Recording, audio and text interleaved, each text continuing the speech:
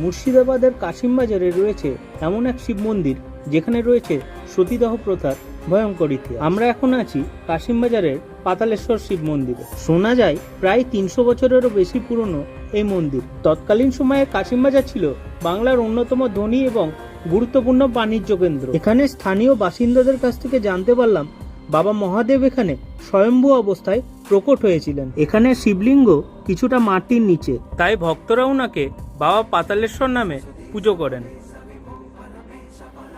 এই শান্ত জায়গার মধ্যে লুকিয়ে আছে এক ভয়ঙ্কর ইতিহাস।